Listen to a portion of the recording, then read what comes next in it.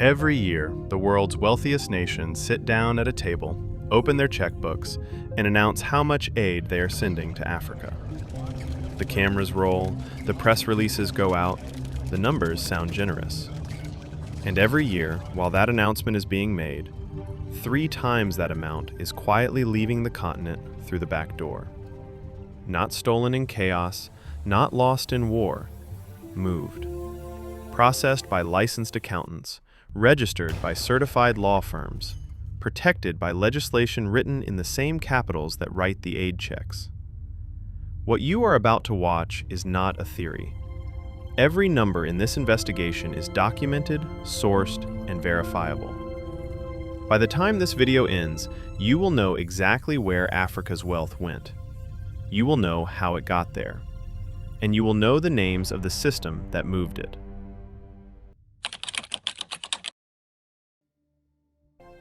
Imagine, just for a moment, that you are the landlord of the wealthiest estate on Earth.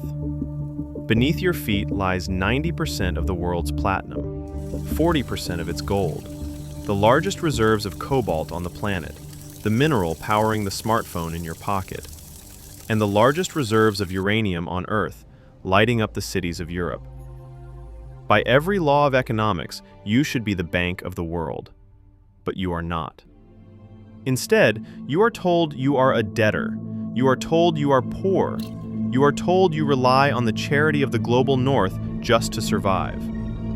But what if the math told a different story? For decades, we've been told a story about why some places are rich and others are poor. But what if that story was a lie? What if the world's charity is actually just a fraction of what was stolen? Today, we are investigating the greatest heist never told. We are going to find out how the world's wealthiest estate became its biggest debtor. We are going to rip apart the trade deals and the rigged logistics that keep the richest continent on Earth the poorest in the bank account. This isn't a history lesson. This is a crime scene investigation.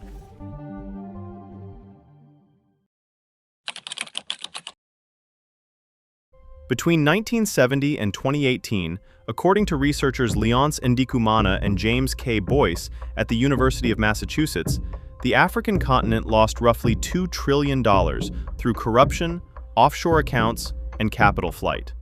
To put that in perspective, the external debt of the 30 African countries studied is roughly $720 billion. The money that has left the continent is nearly 3 times greater than the money it owes. The West isn't funding Africa. Africa is funding the West. This isn't a theory, it's an accounting reality. If Africa is poor, why is Africa's money elsewhere? Specifically, why is it in London?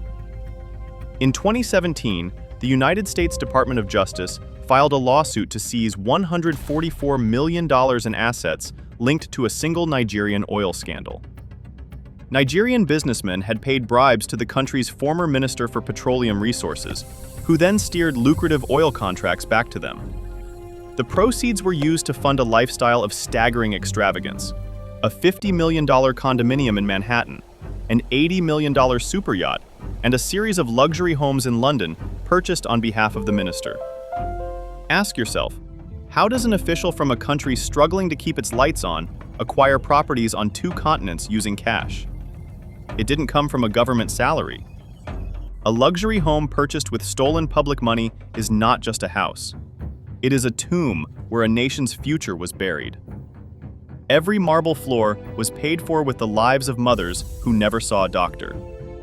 Every chandelier is a light bulb that never turned on in a rural village. But the elites are only half the story. They are the wardens, but they didn't build the prison. To build a prison this large, you need architects. You need professional enablers. For decades, the City of London has functioned as a laundromat for the world's extracted wealth. Through a web of shell companies registered in the British Virgin Islands or Jersey, money is moved through the shadows until it is clean enough to purchase a piece of London real estate. No signed names, no paper trail, just a signature from a lawyer you will never meet representing a company that doesn't exist. But luxury homes are just the visible symptoms.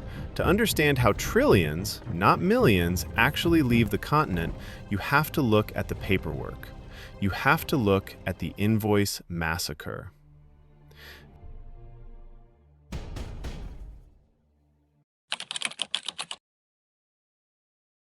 Before we go any further, I need to show you something. Not a scandal, not a corrupt politician, not a briefcase of cash crossing a border. A piece of paper. Because the most devastating financial weapon ever used against the African continent does not look like a weapon at all. It looks like an invoice. It has a company name at the top, a line item in the middle, a number at the bottom, and a signature from someone you will never meet, representing a transaction that was never what it claimed to be. This is called trade misinvoicing, and it is responsible for more wealth leaving Africa than corruption, war, and aid dependency combined. Let me show you exactly how it works. Picture a gold mine in the Democratic Republic of Congo. Real gold, documented, coming out of the ground every single day. A multinational corporation, let us call it Global X, owns the mining rights. They won the contract, they run the operation, and under Congolese law, they owe the government a percentage of whatever profit they make. Simple enough. Except Global X has no intention of showing a profit in Congo. So here is what they do instead. Global X Congo mines gold worth $200 million, but they do not sell that gold to the market. They sell it, on paper, to a sister company they own in Mauritius, a tiny island nation with a tax treaty with Congo and a corporate tax rate close to zero. And the price they sell it for? $20 million. On paper, Global X Congo has made almost nothing. The Congolese government receives almost nothing. The miners who pulled that gold out of the earth see nothing beyond their wage. Meanwhile, the Mauritius Shell Company takes that same gold and sells it onward to a refinery in Switzerland for the full $200 million. The $180 million difference, the real profit, never touches Congo. It never gets taxed. It never builds a road, a school, or a clinic. It simply disappears into the architecture of global finance. Clean, legal, documented. Mauritius, the Cayman Islands, the British Virgin Islands, Jersey. The specific postcode changes depending on the deal. The result is always the same. That is one mine, one transaction, one afternoon's paperwork. Now multiply that across every oil field in Nigeria, every copper belt in Zambia, every diamond concession in Sierra Leone, every uranium deposit in Niger, across 50 years. According to UNCTAD's Economic Development in Africa report, illicit financial flows, of which trade misinvoicing is the dominant channel, drain an estimated $88.6 billion from the African continent every single year. That figure is equivalent to 3.7% of Africa's entire GDP. Let that land for a moment. The total annual inflows of official foreign aid to Africa average around $48 billion a year. The money leaving the continent through illicit channels is nearly double that figure. Think about what that means. Every dollar that arrives in Africa with a handshake and a press conference, announcing schools to be built, hospitals to be funded, infrastructure to be developed, $2 are leaving through an invoice, signed in an office in London. Filed in a jurisdiction that does not exist on any map that matters, taxed at a rate of 0. The continent is not being underfunded, it is being drained through a piece of paper.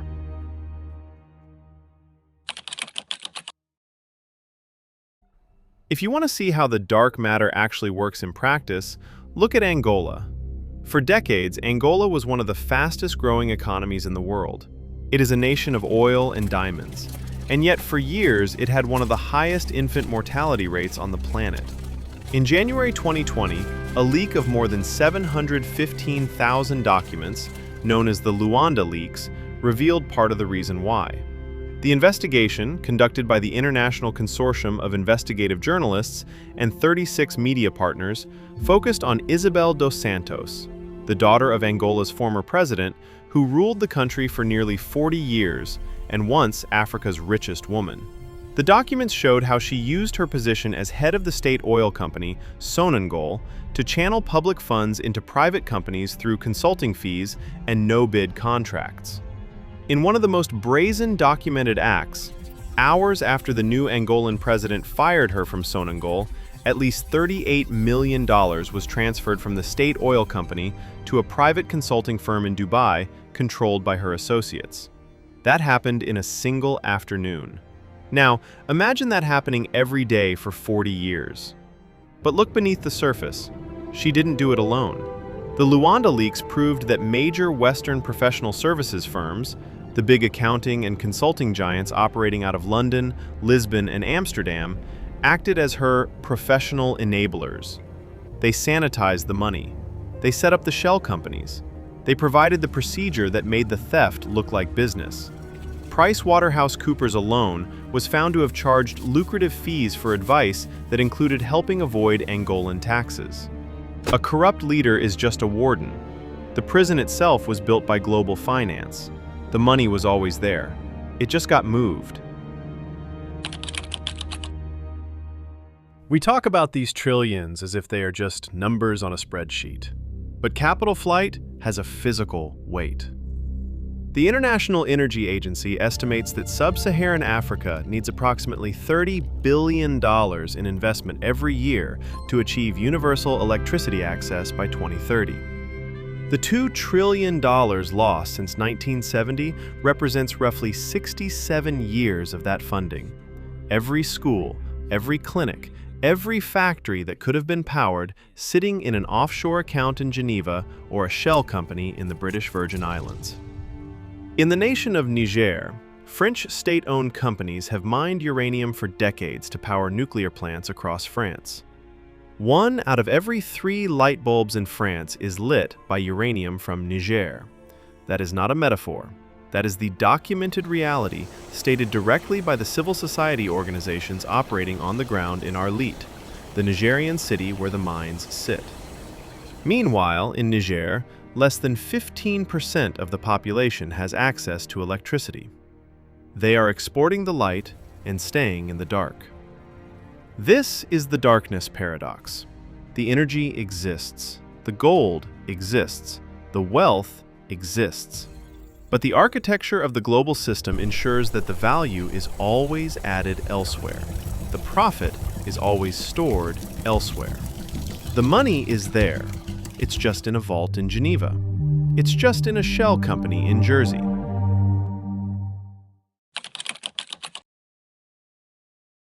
Let's go back to the crime scene.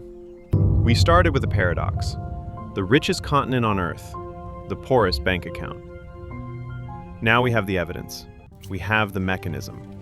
Trade misinvoicing, transfer pricing, the invoice that lies so that the tax never arrives. We have the location. Shell companies in the British Virgin Islands, vaults in Geneva, accounts in Dubai, properties in London bought with money that was never supposed to leave. We have the enablers. Not just the corrupt ministers and the compromised presidents, but the law firms that registered the shell companies, the accountants who filed the returns, the banks that asked no questions, the respectable, suited, award-winning professional services firms operating out of some of the most prestigious addresses in the world. In any functioning criminal investigation, knowing the mechanism, the location, and the enablers is enough to make an arrest. So why hasn't one been made? Because the system is not broken. That is the hardest truth in this entire story. We are tempted. It is deeply human to be tempted, to look at what we have just described and call it a failure, a malfunction, a corruption of a system that was otherwise good and fair and working as intended. But the evidence doesn't support that conclusion. A system that has drained $88 billion a year, every year, for decades, and faced no structural consequence, is not malfunctioning. A system where the lawyers are licensed, the accountants are certified, the shell companies are legally registered, and the money arrives in London clean enough to buy real estate, is not broken. It is working. exactly as designed. Here is what justice would actually look like in this case. It would look like the automatic exchange of tax information between every financial jurisdiction on Earth, so that a transfer from a state oil company to a Dubai shell company triggers an alarm, not a bonus.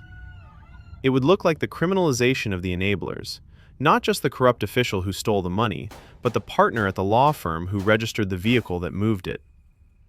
It would look like the dismantling of secrecy jurisdictions, the British Virgin Islands, Jersey, the Cayman Islands, that exist almost entirely to ensure that wealth can be hidden from the countries it was taken from. It would look like reparative frameworks, not charity, not aid with conditions attached, but the actual return of documented stolen assets to the nations they were extracted from. None of this is radical. Every one of those measures has been proposed, drafted, or partially implemented somewhere in the world. What they have never had is the political will of the nations that benefit most from the current arrangement. Africa is not waiting to be developed. Africa has been generating wealth, extraordinary, world-powering, civilization-sustaining wealth, for centuries. The question was never whether the wealth existed.